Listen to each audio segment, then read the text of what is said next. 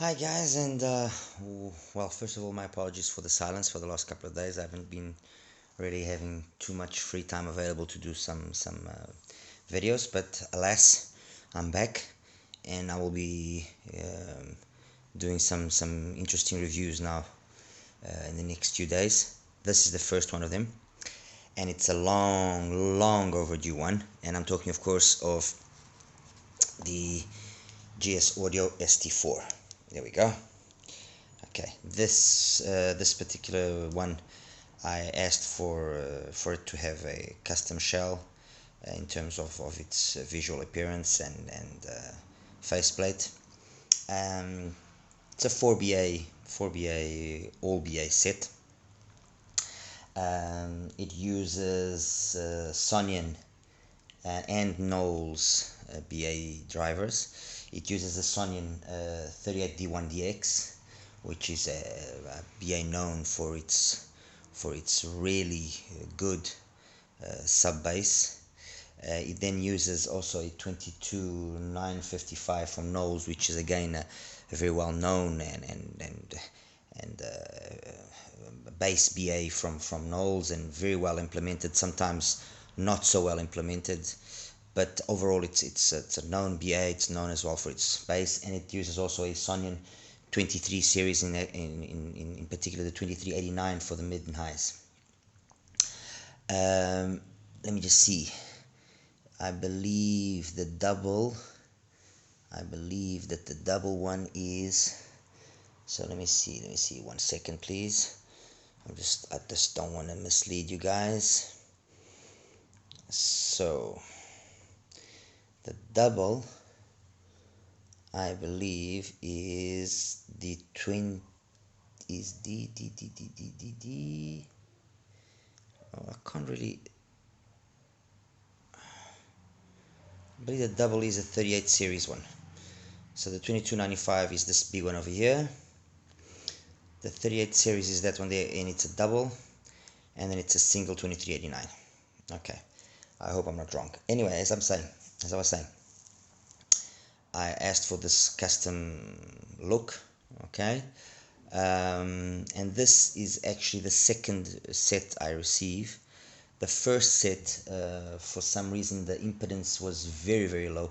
They rate the impedance for the ST4. I don't wanna, just give me a second please.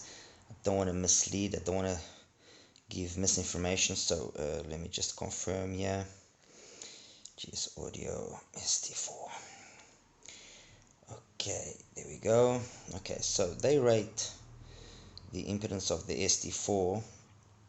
Well, they say it's a good BA for rock and an all-round BA, but they mention it's particularly good for rock. And they rated it 26 ohms. Well, when I measured, well, that is 1 kilohertz, of course. When I measured the first set, it was in a normal static measurement, it was giving me somewhere around 6 ohms, which, when you apply the 1/8 rule, in relation to the output impedance of the amplifiers and so on and so forth, this could cause some problems, and it was in fact causing some issues. And the only way I could actually get the original ST4s that I got to work was with an impedance adapter of 30 ohms. And when I now compared that original set with this one, first of all, I didn't have any issues with this one, and the sound is different. This one sounds better. So I guess I was just one of those things that sometimes happens, and I was just unlucky with the first set. Alas, that's solved. GS Audio came through as they do, so they're showing that they are serious, they are professional, they want people to be happy with their products, and they sorted me out. As is typical fashion for GS Audio, fit for at least with me is perfect. There's no it's flawless. Fit is perfect. Isolation is very good. I mean, I really have nothing to say. The IEMs themselves are pretty light, so they don't really cause any issues. Again, the case is the normal GS Audio affair with some of the the normal whiteboard tips that they bring, cleaning tools, and so on and so forth. This is honestly, and I'm not saying this in a bad way. I hope those at GS Audio that do see this and and you know, don't take this the wrong way. I realize, of course, that they are trying to offer the best product possible and not worrying so much about the accessory sides of things, but cable is pretty decent. It's a nice cable. Okay, it doesn't bring too many tips, but again, that's fine. I would just like to see a nicer packaging. I mean, we're talking around $240, $250 for this. And you know, when you're talking about a product at this price, you expect the presentation to be just a little bit better. And I mean, you buy a GS Audio, a GD3A, for example, which I still think, I personally believe that is still the best GS Audio I've listened and I've tried and I own quite a few, mind you. People believe me when I say I own quite a few GS Audio. I'm probably their number one client, probably in that aspect. GD3A, GD3B, SD3, SD5, SD4, SD1, GT12X, I mean GD5, GD7. I own quite a few models, and the presentation in the packaging is always the same. And you know, if you get this kind of Pelican case kind of job on a GD3A, you don't really complain. I mean, it's $80, $90, $100. Okay, fine. When you get the same packaging, same accessories on an IEM that costs $250, then you start saying to yourself, okay, you know. But anyway, that's not a negative criticism towards them or anything. I just want that I would just like them to perhaps consider offering just a slightly better packaging, especially when you know their prices. And again, I say I know they're doing their absolute best to try and offer the best quality products for us, and the attention to construction and detail and everything is flawless. But you know, just maybe consider on some of the higher end models offering a better packaging, a nicer case or something of the sort. Carrying on with the ST4, like I was saying, I compared it to the other two IEMs, which I believe are the references, or not the references, but the ones worthwhile comparing them to. I mean, which is the AudioSense DT300 running the 30 ohm impedance adapter, and the SEEAUDIO Bravery, which was one of the IEMs that got the most hype or rave in the last couple of months in terms of a full BA set and all this talk of it having a similar signature to the Anole VX and this and that and blah blah blah blah blah. Anyway, I ran all the tests, all the music, which I'll link as well, my playlist, with the DX3, there we go, and with the Qdelix, and with my hi-fi hip deck. I was going to run it with my TK2, but unfortunately that died, but that's another story. And let me just give a quick run through first of the Bravery and of the DT300 so that I can then position better the ST4 as I usually do. Okay, so SEEAUDIO Bravery. What immediately jumped to my ears when I first listened to it was you know, how good the bass was. It's a very correct bass in terms of timbre. It would be nice if there was just a little bit more of sub bass, but in terms of timbre, it was very correct. It's a tight bass. It's got, you know, it's speedy, it's textured. It's a very nice bass. It almost sometimes makes you question, is this a BA or maybe a DD that's there, you know, because it's a really nice BA. That carries on through onto the mids, which are, you know, the vocals are perfect. They're neither too thick or too warm or too thin. Then you know, they really, the mids here are really well executed. There's no sibilance, there's no nothing. And then the highs are very well executed. Again, no sibilance, very smooth. My flaw, or well, not my flaw, but my thing with the Bravery was I thought that I considered the technicalities to be below par, especially when you take into consideration it's an IM of this price. So I didn't find that the soundstage was the best for the price. I didn't find the imaging was again the best for the price. I didn't find that the detail retriever was again the best for the price.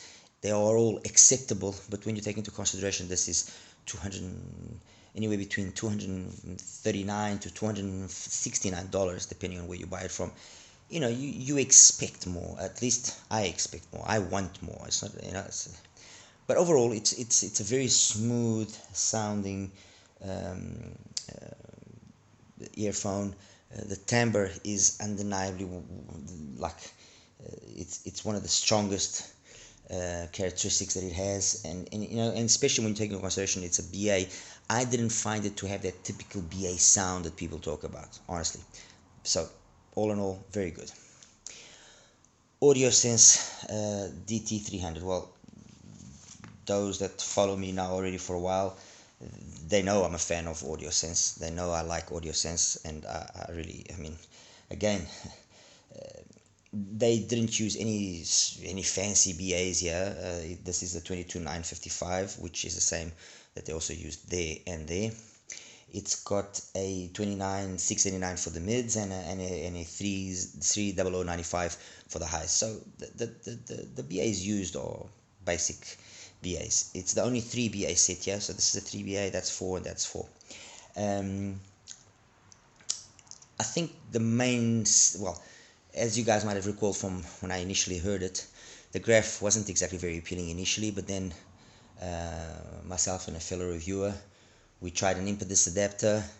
Actually, he suggested I try an impedance adapter to see how it was, and it completely changed everything. It became, well, it became what it became, and a much nicer IM to listen to in all aspects. So,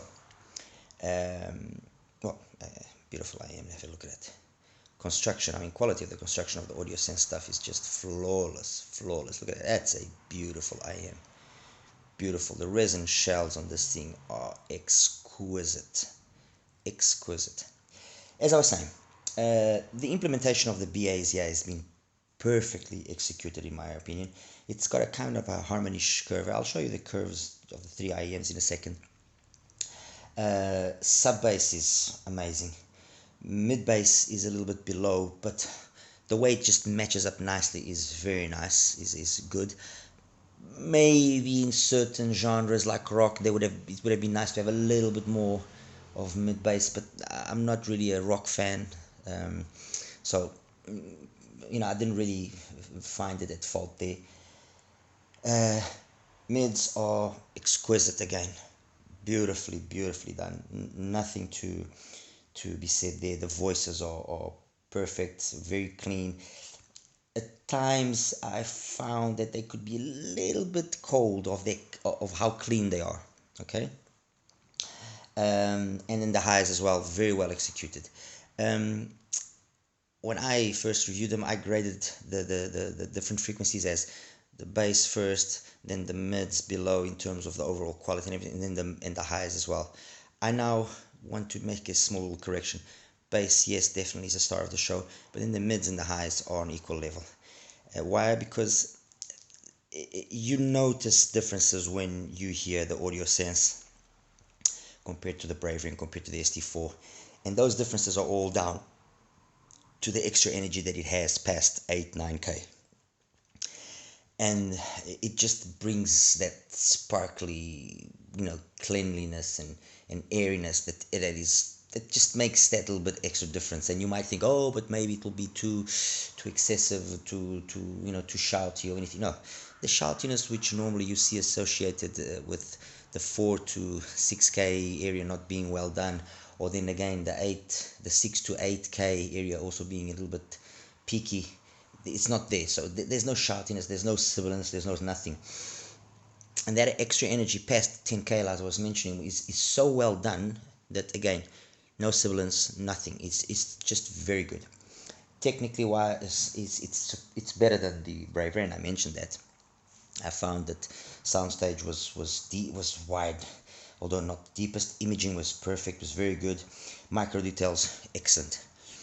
So when I actually did the comparison of these two, of the AudioSense and the Bravery, I actually came out saying that the AudioSense was the better IEM. Why? Because when you consider this costs $179 and that costs $249, even if you factor in a more expensive cable here to swap out the original cable and everything, this would still win, and I stand by that. The DT300, in my opinion, is a superior IEM to the Bravery.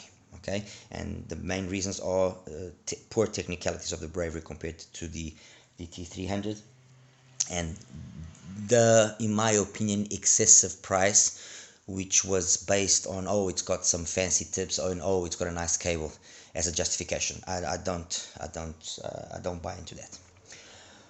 Okay, that brings us to the ST4, our reason for being here today. Okay, and I want to start by actually showing you the graph. So 1 second, please. There we go.